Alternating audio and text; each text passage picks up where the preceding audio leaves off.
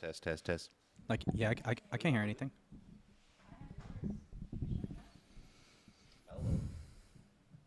I'm not even plugged in. I knew it. There you go. Oh yeah, I can hear myself. Hey, this is Gino's table. Hey, so I'm on the right side. What do you mean? Oh, like on my headphone, I can hear myself on my right ear. And I'll be over here And on I your can hear left. you on my left ear. Yeah. Cool, right? It's like I can hear like the good guy, and then you're like the bad guy. Do we read trash? Huh? Are we on yet? Yes. Oh crap! Hold on. We're not ready. It's been a real shit show. We're on now. You're a shit show. Well, I'm gonna have to go ahead. Cheers. Yeah. This podcast is brought to you by Liquid Death. It is water. I avoided it for a long time too. Yeah. It looks. Liquid Death. It's Looks drinking aggressive. water from the Alps. It's from Austria. Murder your thirst. That's the thing. I think the that nasty fridge you got from Sam's Club is gonna bring the death to me. We have baking powder in there. This wasn't in there that long. Baking soda. So, welcome, Chris. Thanks. This is a real thing. Feels weird, right? Yeah. Thanks for coming from I down like the my hall. voice. The whole time. Man, this is pleasant. Just going to recite the alphabet. So, have you seen any good movies lately?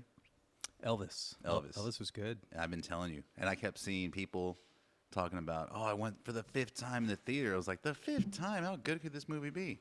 I watched it. It took me 2 days to watch it, and I watched it probably about 2 times. And it was just the music, and I fell in love with Elvis, and I never thought I knew him like that. Yeah. But we had a relationship. What was your thoughts? You know, I like how they have like these 3 segments of his life. You know, as a young man,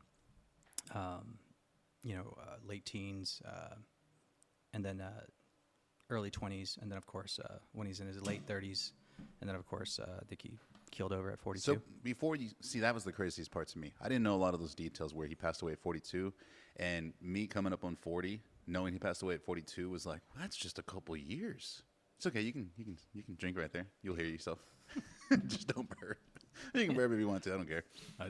I didn't know Elvis died at 42. So to see him go through his life, accomplish what he accomplished, and then die at 42 was just really, really sad. And thinking, oh man, Elvis died at least 60, and I guess that shows how big a fan I was. I think had he died. no idea. I think he died 6 or 7 times. Dude, I think that guy, Tom Hanks' character, I don't want to spoil the movie, but Tom Hanks' character in the movie plays his manager, and his manager was pumping him with all kinds of different drugs just to keep him going. And me and Chris were saying, like, when you watch the movie and you realize he was stuck at that hotel called International in Las Vegas, he was like Shamu in an aquarium. Like, he was an attraction they just did not want to let go. You know, and for years everybody would talk about Elvis's belly and how he Elvis I thought he was a bloated, big fat guy. Yeah, no, it was it's the drugs. It's the drugs. It's constipated, yeah. Oh, poor dude. Now, why are we talking about this? I was just talking about movies. Yeah. So, you know what movie I've been seeing a lot on my TikTok lately? What? I guess the Augie had got me because maybe I watched a 5-second clip of The Big Short, and now like every other clip really? is like another clip from The Big Short. So, I guess that segues into a good point. For someone like you who lived during that time, when you watch The Big Short, which is a confusing movie for anybody, even when you're in real estate. The very first time I watched it, I was like, what are they talking about? And if you've never seen The Big Short, it's Ryan Gosling, Steve Carell. I want to say Brad Pitt plays a little bit of part in it. And it's a movie talking about the 2008, 2009 like housing collapse. So for someone that actually lived through that, because you're old, did you feel like that movie's pretty accurate from what you remember back then? Yeah. It, bits and pieces. The entry of, getting into this business, when I was 18. So what year was that? Just so we can get like a timeline of when you got your license till when that kind of happened. It was late 2004. Is when you got your license? Actually, it was a couple months after I turned. It was a month after I turned 18. So yeah, 2004. 2004 was a heavy year. And What did the market feel like back then? It was crazy. It was chaos. I remember just being in the business. I didn't know anything about real estate. I didn't even know how real estate agents made their money. To be completely honest with you, didn't really have the mentors that I had. Well, how did you think they made money? Like, did you know it was commission based? My aunt just talked a big game. She just kind of promised the world. Yeah, kind of like you when you got me in real estate. Come on, bro. It's easy. Just open doors. I just remember bits and pieces. Growing up, she would babysit me, and I would run around with her and her best friend who was another real estate broker in town, Claire, and I called her clairvoyant because she always knew what I was thinking. And they would, drive around in this Lincoln Town Car, and we'd go, to rummage sales and antique stores and garage sales, and they would put me in very uncomfortable situations, have me barter for them. Oh, this is before you got your license or after? Oh yeah. I'm sorry. I'm like. Oh, I was like, what? This is like. No like wonder my you didn't know how you're gonna make this is money. my You're going to eldest garage movie. sales.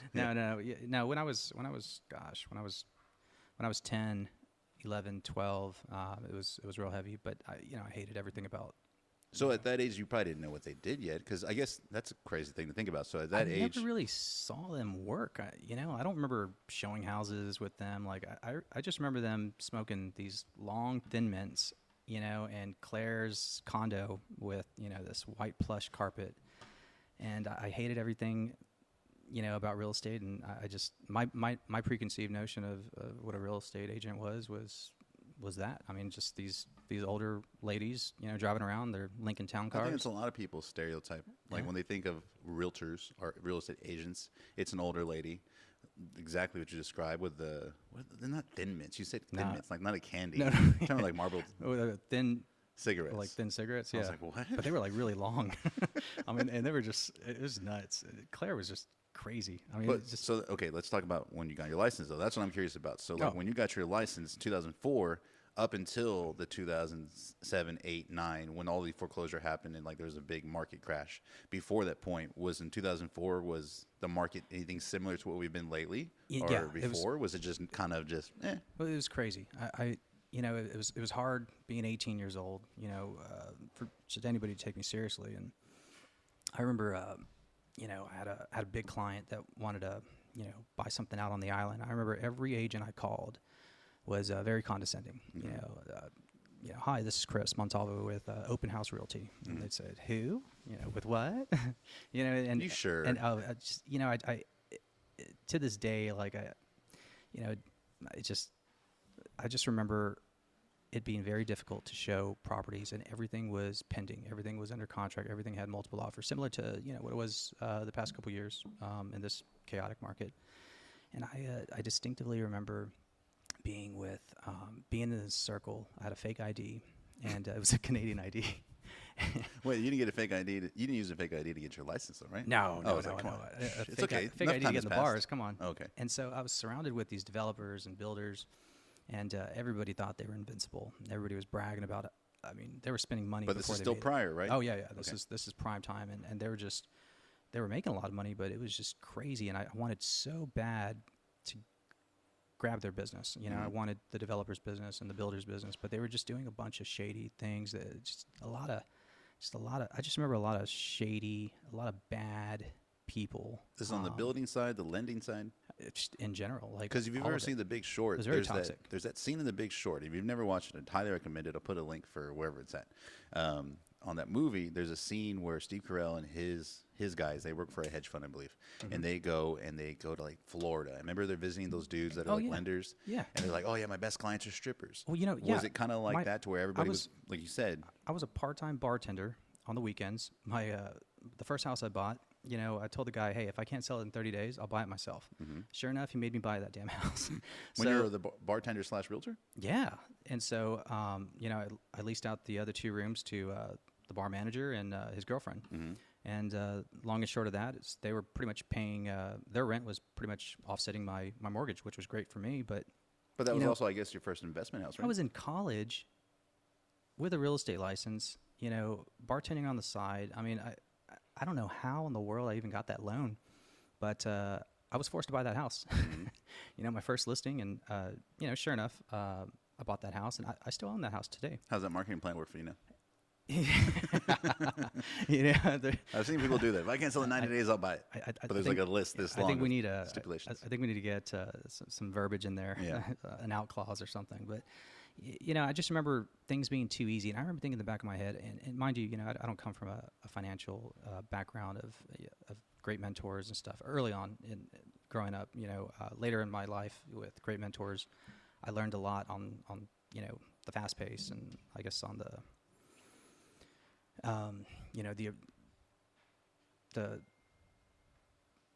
I'm sorry, I got a little Okay, we sidetracked. can cut all this out.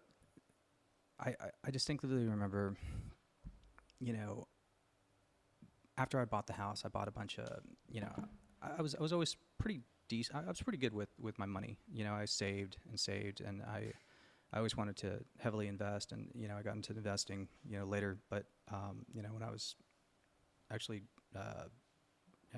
when I was 19, and I just started, you know, buying and whatnot. But during that time, I remember thinking, how in the world did they just give me a $135,000 loan to buy this house when I bartend part-time, I'm in college, I have good credit, and I'm making some money off real estate. It just didn't make any sense. I mean, it's like anybody with a pulse could buy a house back then. And I remember thinking, this doesn't make any financial sense. And coming from a very poor background,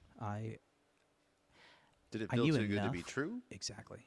I knew enough to know that this was wrong. And were you seeing that with other clients too, like in your similar situation my where you're like, gosh. this guy got approved too? I never really got heavy into, you know, my clients' finances and whatnot. That was more the lender. But man, it seems like anybody and everybody with a pulse was Ready to buy. and pre-approved, and it made no financial sense. You know, like I think back in bits and pieces of my past, and I just remember just people, you know, back then you can literally just. You can do stated income. You can tell the lender, hey, you know, I make X amount of money, blah, blah, blah. And, you know, you show them a couple bank statements. Cool. You know, there's no verification. They don't check, you know, your, you know, bank statements now, you know, like they're going to call the bank. Can I pause you on that real quick? Just because sure. that reminded me of a story when my dad was like, hey, we're going to use you and you're going to buy your mom a car. And I was like, cool. And at the time he had like an LLC with whatever company, and he had a checkbook, like the kind of checkbooks we have. And he's like, here's your last two paychecks. And what he did is, you can go ahead and burp. There's a camera too. They can see it. It's the bubbles. No, it's the bubbles. Yeah. Sure. So my dad, this is just a horrible thing to remember. My dad was like, hey, here's what you're going to do. You're going to take these two paychecks. And he crumbled them up and he post-dated one and he post-dated another one. So those are like the last month's paychecks. He's like, you're going to go to the bank and you're going to show them this is your pay stubs. And I thought, that's really weird. Like you said, now it's like they verify everything. Oh, yeah. Tax returns. Oh, don't But get back me wrong. then, They're still doing it now. Like I don't know. There's What some banks are those? There's some no. The people, you know, the frauds out there, you know, trying to get loans. Dude, so I took these checks and I crumbled them up and I put them in my pocket. And I knew at the time, and I was maybe 19, 20, I knew it was wrong what I was doing. I knew it was a lie what I was doing. But I was guilted into, hey, if you don't do this, then we can't buy this car for your mom for her birthday. And I was like, oh. So here I am. He goes, crumble them up, put them in your pocket. So I'm walking to the bank and I'm talking to the guy, and the guy's like, so what do you do? I'm like, oh, I work for whatever fake company. Fake it till you make it. And I pull out these two fake paychecks, and I go like this. He's like, oh, okay. Like, I didn't even know why they were crumbled up. Like, why would I have crumbled up checks in my pocket? It's such a weird movie thing I'm sure my dad saw somewhere. But around the same time where everybody was just, hey, here's money, here's money, here's money. So from that point, and once it went to the crash, do you see, and this is where I guess I get a lot of people get upset because maybe they watched The Big Short, and that's the only thing they know about the housing crash from back then. They didn't live it. They didn't know what was going on back then. They don't know anybody in real estate. But do you see anything similar to the way we are now?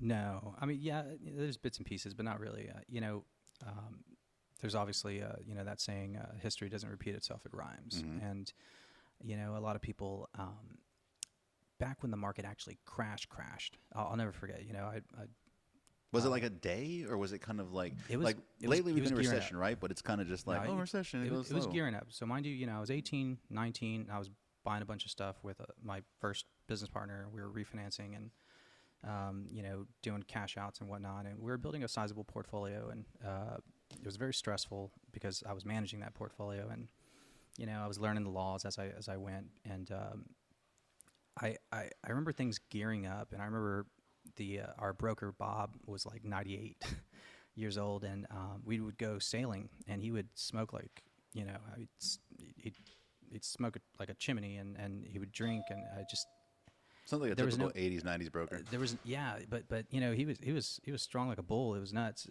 It's just I knew, and it was uncommon, you know, for you know anybody my age to be you know a licensed broker.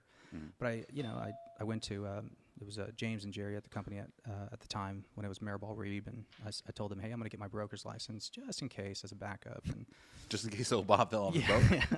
And they Suspicious. you know, Okay, keep going. it's funny because they were like, Chris, no offense, but you can't be the broker of the company. You don't know enough. You're a kid. And yeah, I'm a kid. And sure enough, I get my broker's license, and like 2 months later, Bob keels over. Bob's just dead, and Suspicious. market crashes. But prior to that, So when you say the market crashes, for anybody that's, I feel like now people are more involved because they see social media, they see the internet. Back then, social media was you kind of can taking off, feel- and it was you there. can feel it coming, and Was it like on the fear- news and everybody's going nuts? Like, Yeah, I remember being at the gym and talking to my business partner, and he was like, he was talking doomsday. Like, hey, man, I'm just going to, kick the tenant out of this house, and I'm just going to move in, and I'm good. I got a couple $100,000 in the bank, blah, blah, blah, and you should be good too, Chris. And I'm like, nah, I'll tell you what. Why don't you buy me out of the portfolio, and you do your own thing, because he wanted to invest in other things, and more power to him. But I wanted to really dive in and start buying up houses because I knew it was coming.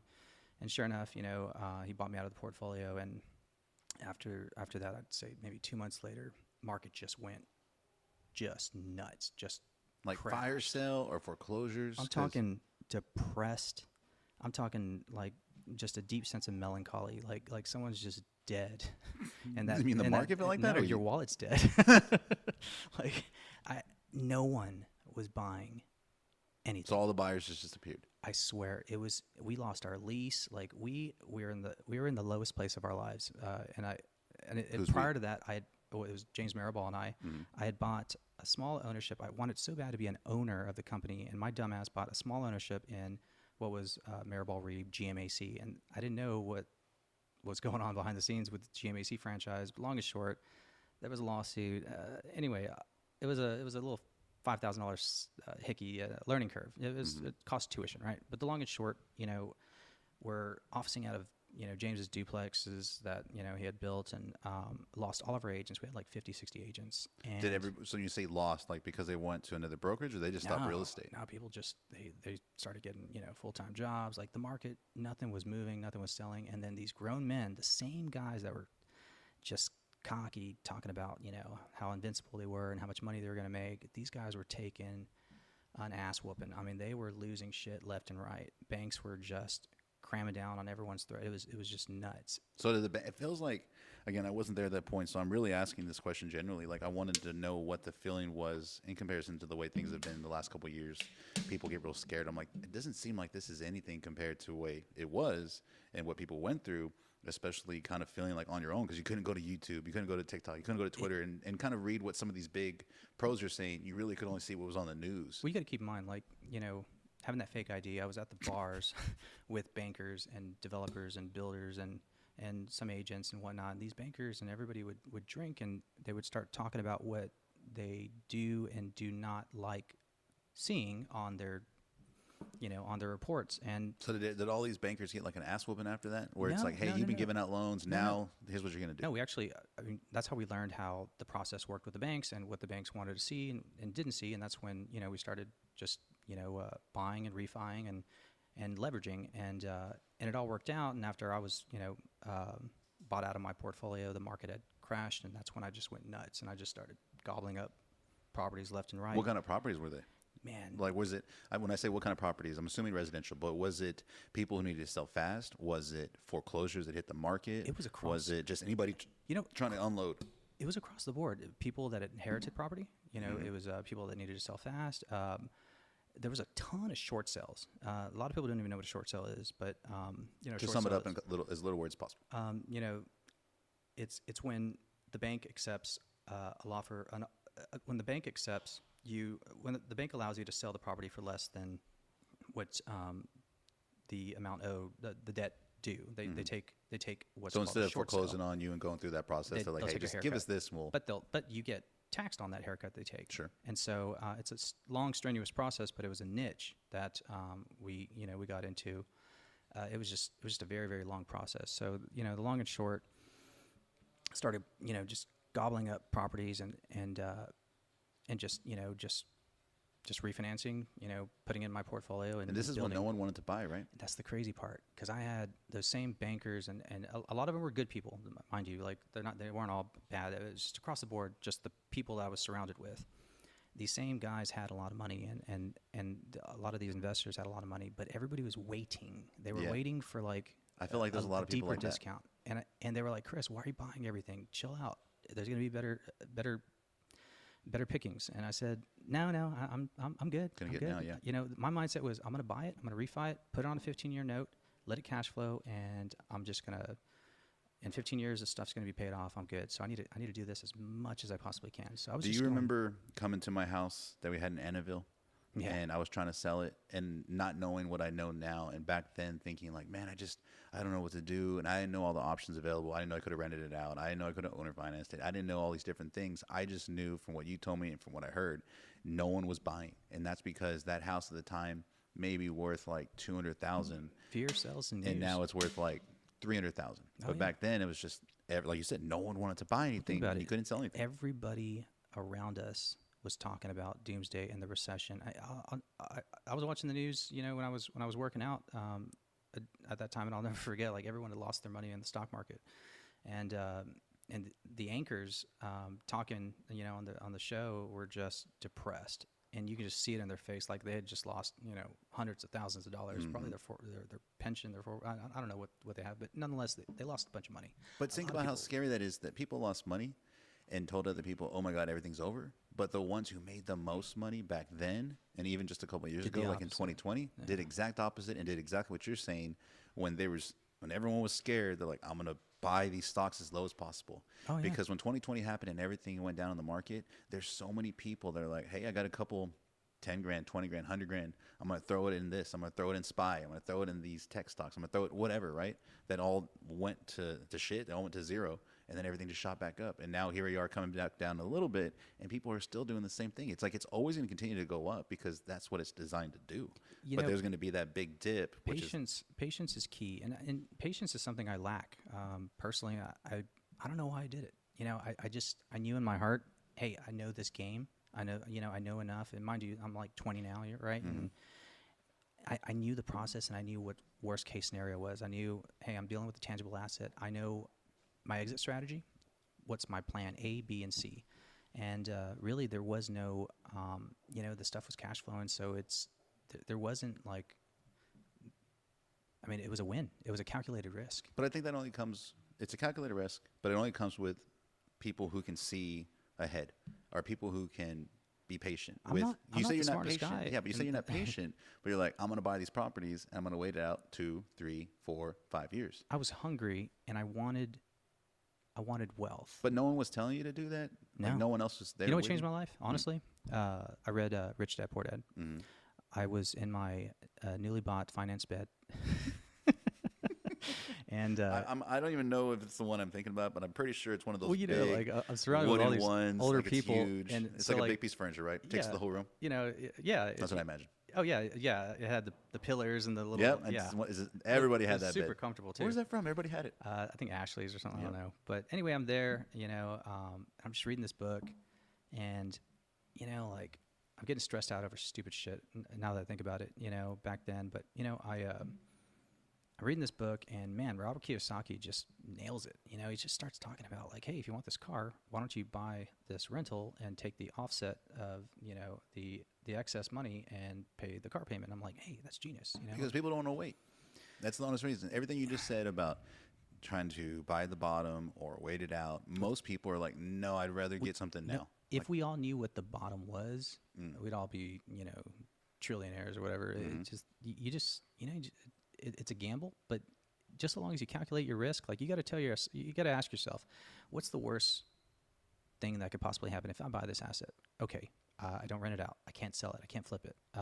Plan B is, okay, I rent it out. What can I rent it for? What if it doesn't lease out? Okay, maybe I can owner finance it. There's certain ways to skin that cat. Whereas, a stock, I don't know shit about stocks, and I lost my ass in stocks just last year. You know that. I don't know. But we also learned a lot from it. Oh yeah, I don't know shit Learned a ton about from it. crypto and stocks, but I know real estate. And the only reason why I know real estate is because I've put my money where my mouth is. I've lost. Actually, I've never lost money on a residential transaction, but I have lost my ass on a hotel. Mm-hmm. But that's it, you know, and you know, the Lord has just opened up crazy doors of opportunity, and it's been fantastic. But the fun part was when I was starting to build portfolios for other people, and I hated it when the investors would say, "Hey, Chris, if it's that good of a deal, why aren't you buying it?" I said, "All right, asshole, I'm gonna buy it, and I'm gonna rub it in your fucking face." Excuse my language. It just, you know, like that annoyed me. That really bothered me, and to this day, it bothers me. If I give you a bone, was there situations, because maybe it was something like me, where there were situations at a time where you're like, hey, it's a really good deal, but I just didn't have the cash to buy it, or maybe I had my money somewhere else. you know, like when you think of sales or salesmen or saleswomen, you know, you think a lot of people have their own notion of you know what salespeople do, and you know sometimes things look too good to be true. But you know, like when you're dealing with someone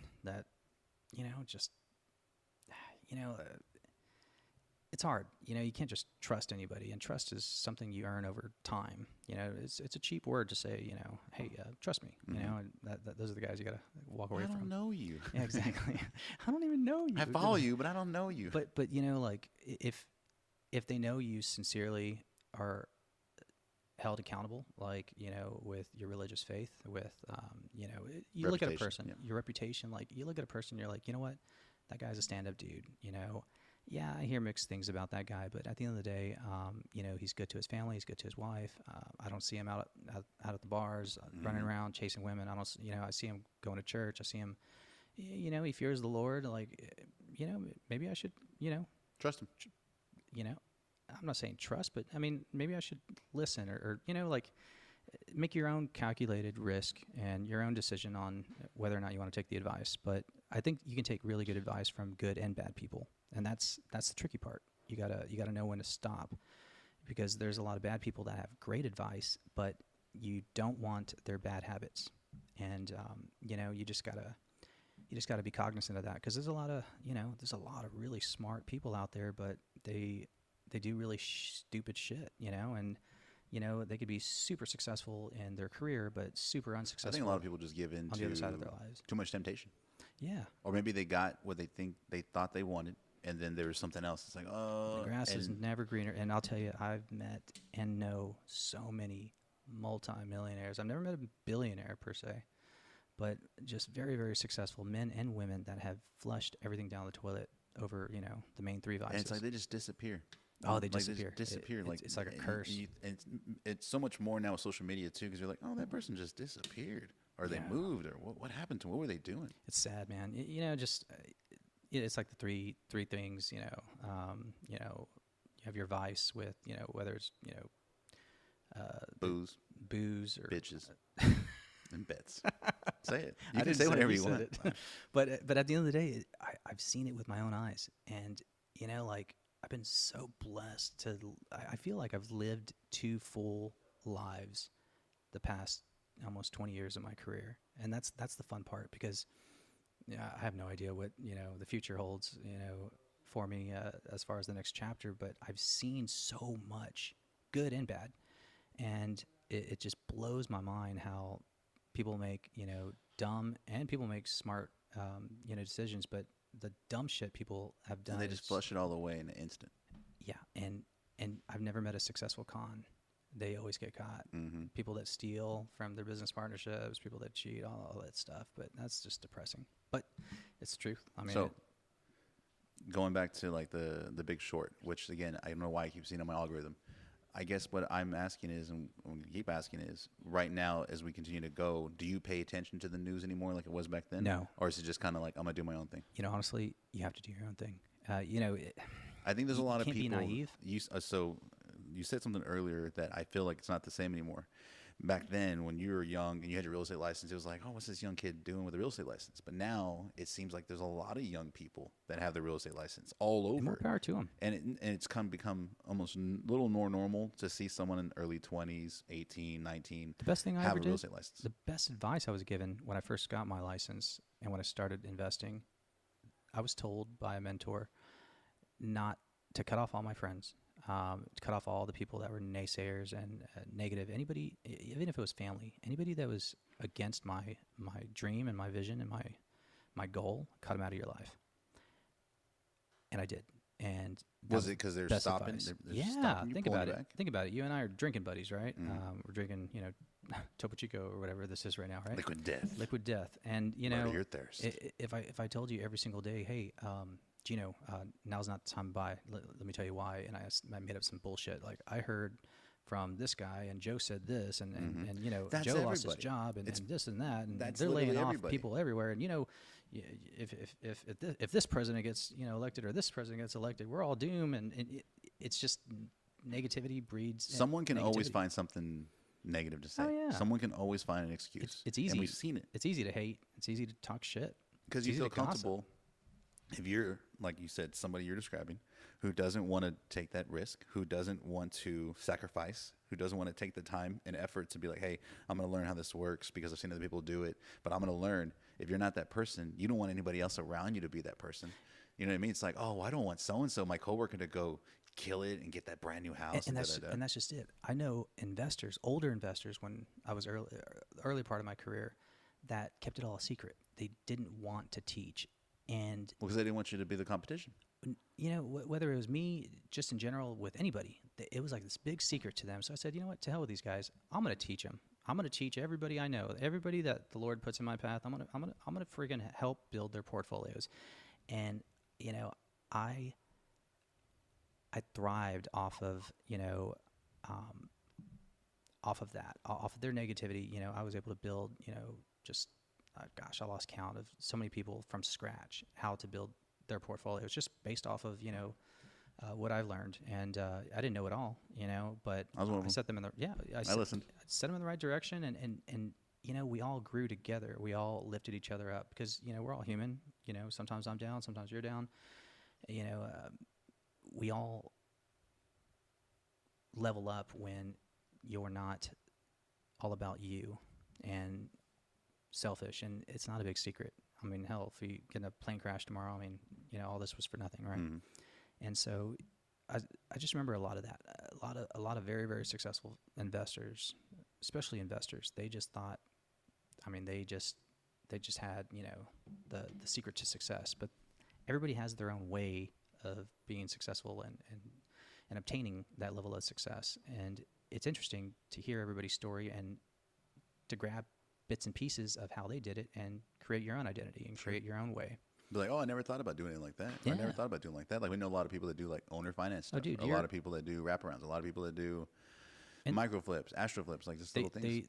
They develop a niche and they're really good at it. And more power to them. At the end of the day, one of the best stories actually was a sermon that I had heard. The pastor was talking about jogging, and there was a guy in front of him. He was very competitive, so he was like, you know what, I'm going to pass this guy up.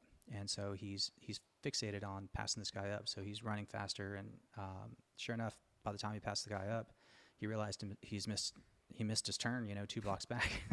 So he had to turn back around, and and the moral of the story is, if you're so focused on the person in front of you and what they're doing, you're going to miss your turn in life, and You're gonna miss your path. exactly. Yeah. And that was deep. It was good. And it's just even today, I mean, it's so easy to. Well, it's very easy now with social media. And I know you don't do a lot of social media, but it's very easy for people who have the capability to take your phone and I'm eating at this restaurant. I'm going to this place. Well, I'm at this hotel. I'm at this football game. I'm at this da-da-da-da. So And many everyone's people like, are, oh. well, so many people are flexing, like, look at me, look at how beautiful my kids are, look how successful I am, look at my new car, look at my chiseled chin, and, like so many women and Why are you men. checking out people's chin, bro? No, I'm not. I'm That telling you, guy's got a like people, damn good chin. people are so obsessed with super what other people think of them, and it sucks. But you know what people don't think about when they see those photos? And I'm totally guilty. I have someone that used to be on my Facebook.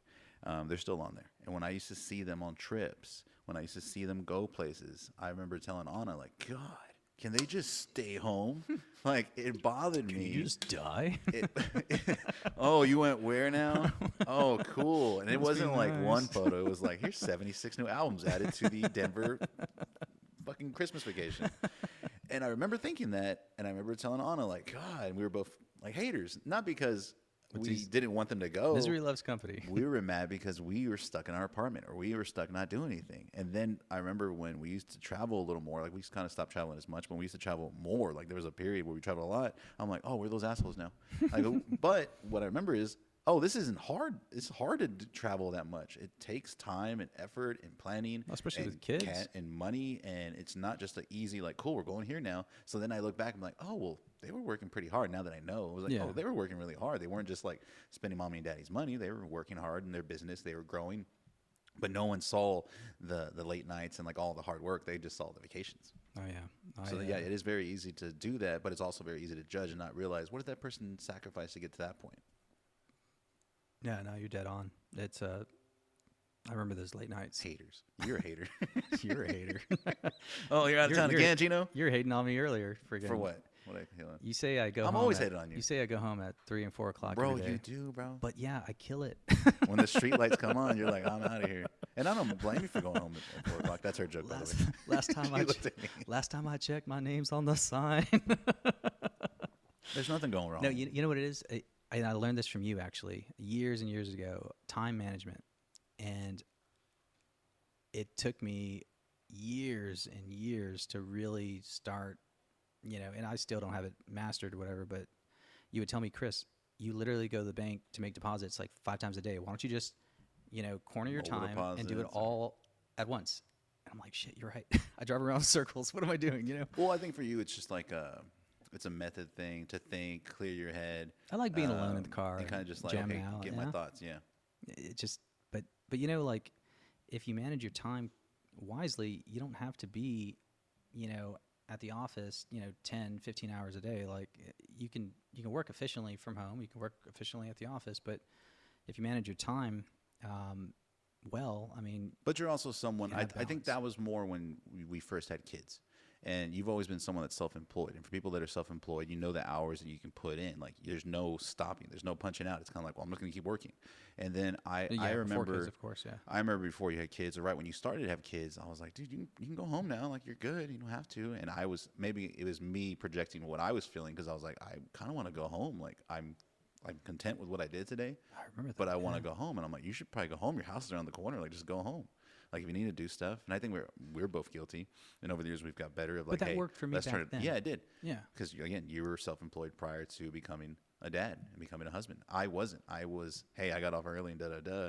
So for me, it was almost like I was pulling away from the family to come to the office, to be at the office, to stay at the office, to be on calls, emails, whatever I was doing, where it was almost like it was bad. Like, it was a point where I remember telling Anna, like, I probably should stop working. Like, I need to just turn the phone off, not look at emails, not text Jess. I remember texting Jess like at 10 or 11 at night.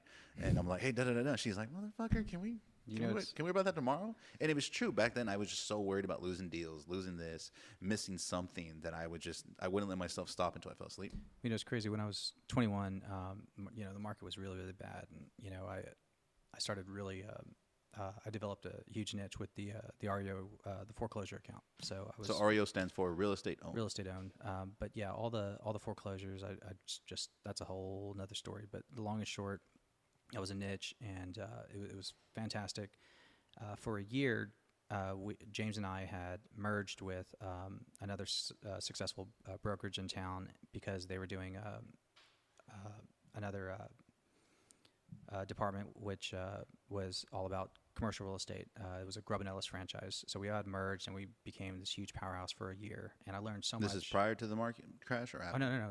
The market was depressed. I mean, I was 21. This is MC or AC? in No, would it be B? I'm sorry, BC, AC? AC, I guess, but Before crash, after crash, sorry. After crash. Stupid. Overall,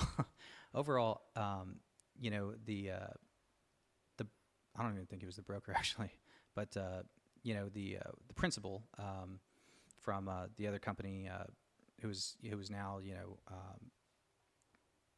was the principal, whatever.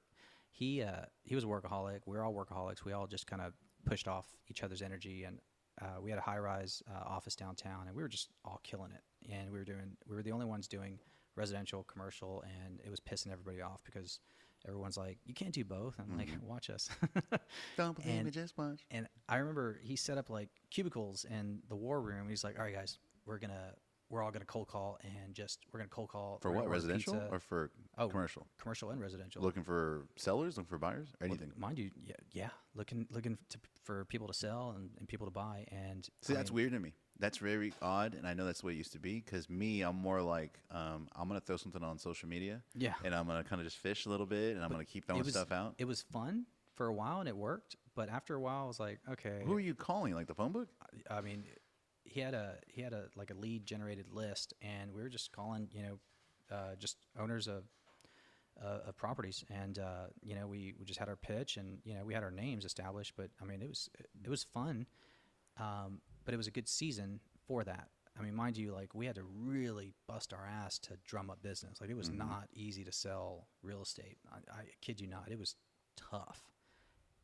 It helped that obviously I had the the REOs and stuff, but even the REOs, like just dealing with agents with buyers that weren't qualified and stuff. Sometimes, Man, thinking back to the prices on some of those foreclosures, Oh, even man, some of the I ones had you my- used to show me, I'm like, man, I should have bought that one and that one. but You at just the never know. time, you got to keep in mind, that season in your life, we weren't obviously where we are today. So like, there's a reason for everything, and yeah, you don't think I kick myself in the ass. Like I used to list penthouses in freaking Port Aransas that were foreclosed, pennies on the dollar. Oh, dude, And if you bought all that stuff in Port A now, I would have crushed it. Yeah. if you don't pay attention to the market in Port A, by the way, for people out there listening, like the last 2 or 3 years after COVID, when everything shut down and everybody that had Airbnb, short-term rentals, condos, and they weren't being leased out, and no one was going to the beach, and everyone was like having to follow these new protocols. There's so many people that started selling stuff, and like Fire day selling, by too. day by day. Prices still kept going up though, even though there was no initial like, I'm out of here. Waterfront People, properties. I mean,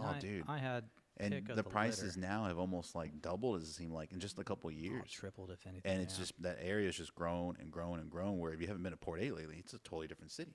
But mind you, fast forward, a couple years ago, a lot of my old clients, a lot of well-respected men and women, the main thing they would say is, "Hey, Chris, man, I should have bought when you were buying. I should have bought when you were buying. And I said, look, let me run my race. You run yours, and stop thinking about the past. You can't change it.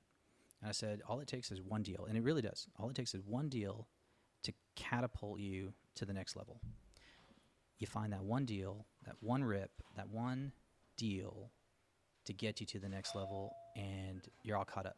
And That's a really hard. So, as someone that's been told that by you, and hey, you need that one deal, or hey, you need to do it this way. And when because you know so much, and there's times where you would tell me stuff so fast, and I'm like, what is he talking about? And I thought I understood, and as time went on, and I look back, I'm like, oh, that's what he meant by a cash out refi. That's what he meant by making this house pay for the next house. That's what he meant about, and I just didn't know. And so for a lot of people that aren't in the world, when you are told that, it's kind of making sense, but it doesn't register in your world, because I don't live that world, or that person doesn't live that world. Like, no, it's not the way it works. Like, what deals? Like, I go to work, I get paid, and I leave.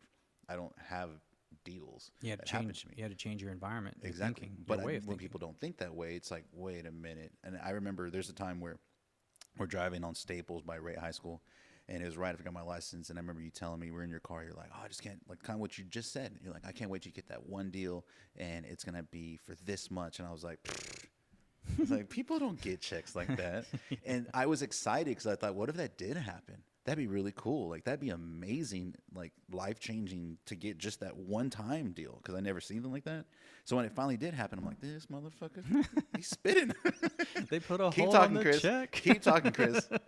Because it's true, but it's hard. And I know people even maybe listening, they're like, no, it doesn't happen that way. It does No, happen it that way. does, yeah. And there's people Stop that being now, negative. I think more people are Hater. seeing it now, like on TikTok and on different things that people, I keep saying TikTok, but I You feel gotta like be- there's so much stuff You that gotta people be careful see. what content you take in, because a lot of these Some guys of are it's, full of somebody's shit. trying to sell you a course. They're Yes, trying to yeah, sell you don't- something. oh, But some of them are genuinely like what you said. Honestly, a lot of them are really good. Like I went to a course, and my dumb ass almost swiped that card. Was it Kong? No, Or the it was, Asian it was, dude? but I Cash just remember it being money. 13 grand, and this guy next to me, this poor dude, was like stressed out, and I just remember thinking to myself, my card is not going to go through because I have a limit. And sure enough, thank God it didn't. Wait, it's for a course? Oh, Is it yeah, a yeah. class? I gave the guy my card, but I had a limit. It was an American Express Gold card. I had a limit, and I knew like it wasn't going to go through, and thank God it didn't, because the guy next to me, his card went through. He even asked me like you want to split the course? I'm like, Let no, me know how it dude. goes, bro. Let me know how it goes. Why don't you just call me when you're done? I'll take you to lunch. But I'm glad because it's, a lot of the stuff I've learned were from great mentors that were just in my life as a blessing, and it's great to surround yourself with good mindful people that want to teach And I think right you're now we're at a open to learn. time where, despite, and kind of what we talked about earlier, despite what people think, like, oh, well, I hate when people say the market crash is gonna happen again. It's gonna happen again. Oh, it's like 2008. It's not. Oh, really? Are you a friggin' time traveler? Cause, Yeah, they're not. And it's people that more likely don't own one property. Oh, yeah. And so keep in mind, whenever you hear people giving real estate advice, how Ask them. involved are they in it? Well, ask them. Anybody who's giving real estate advice, do you even own a home? Sure. How many houses do you own? Mm-hmm. It's like taking marital advice from a guy that's been married 5 times. Like, Let me tell you. you don't take advice from those type of people. Yeah. And Don't take advice from people you wouldn't switch places with. exactly. And that goes across the board in a lot of different facets. Yeah, and like I to this day I still don't know it all, but I know that if everything was stripped today, I can rebuild it, and that's exciting and that's fun. And like I want to teach my family that, and our children, and everybody that I come in contact with, because you only live one life. Life is short, and it's not rocket science, and that's just it. A lot of people are like, "Oh, you're so lucky," or "Oh, you're so this." Like, ah, dude, shut up. Just go read a book. Like just start off. Ignorant ass. Go read a book. Ignorant. No, just like baby steps. Rome wasn't built overnight. Like But people see it that way. You gotta and build that's what I was momentum. saying a while ago. People see it like, yeah, I oh, didn't man, quit. look at all those houses I they didn't own. fully Look at quit. the The bartending and college, like until like I was really like until the momentum was built up. I didn't quit radio till like 5 years in. And even like some of the investors, like when the market had stabilized, and some of the investors that were part time, or that had full time jobs, I sold them a property, they remodeled it, flipped it, made 40 grand, and literally next day quit their jobs, bought friggin' brand new cars, and brand new purses and stuff. And I'm like, what are you doing? This is everything you're not supposed to do. Like, but like, But a lot of people were taught that way. It's like back when we were younger, and I'm going to have to end you for a little bit, but I do want to have you on as much as possible, because I want to have like different things we cover. This was just kind of just a general flyby, but I would love to cover like investment properties, like how to, quick little ones, like the stuff that you've taught me over the years, stuff you've taught other people. But it's kind of what I was going to say a while ago when you said they went and bought the persons. That I remember growing up, and the idea of a tax return was you're going to get your tax return, and the people I was surrounded with, you're going to go get rims, and you're going to go get a nice radio for your car. And I thought, oh, that's what you do with tax returns. Never did I think anything else besides taxes other than a tax return. So it is who you surround yourself with. I remember my mentor telling me, Chris, you can't be getting money back from the government. If you're going to get loans from the bank, you need to chili up. Mm-hmm. And so I did. And it's funny because growing up, my parents, hardworking, amazing parents. I still have my parents. I'm very blessed. They raised us well. Yeah, but we grew up poor, and we didn't have much. But I'll tell you, for what we did have, I'll never forget. It was a Tommy Hilfiger white collared shirt. Nice. And it was the same shirt. We'll tell the story one day about the vending machines. But I had that shirt in my closet. I kid you not. The Hugh Hefner shirt? Yeah. I had that nice button down long sleeve shirt in my closet for maybe 5 years. I never wore it. I just, I said I'm going to wear it on a special day, and I liked the way it looked in my closet, right? Mm-hmm. And years went by, and I never wore that shirt. Long and short, by the time I actually did wear that shirt, it was out of style. And so these people worship and idolize these materialistic things for no reason, because at the end of the day, it's not going to be worth crap, Except in the next Cadillac. couple years. Yeah, Cadillac always being stuff. exactly. But like having these limited edition shoes, or these materialistic purses or whatever. Like it's matter. Junk. Yeah. You know what matters? Knowledge. What matters is family. What matters is your health. Like it's I don't know. It's crazy. Actually, came out Untitled better than Chapter 2. you probably thought it was going to be. That was good. Yeah, I mean, honestly, like I kick myself in the ass because like, man, I could have gone on like a couple dates in that shirt. Like it was fly as shit, you know. But I could have some no. great MySpace photos back then, but I didn't. But no, it's been a fun ride, and you know, We're not done yet, so we got Exactly. more. But I do have to end you right now all right. because Jessica's got to go home. She's the producer. She's got to go home. But She has a dog now. Thank you for coming in. Yeah. Yeah. She's got a good kid, basically.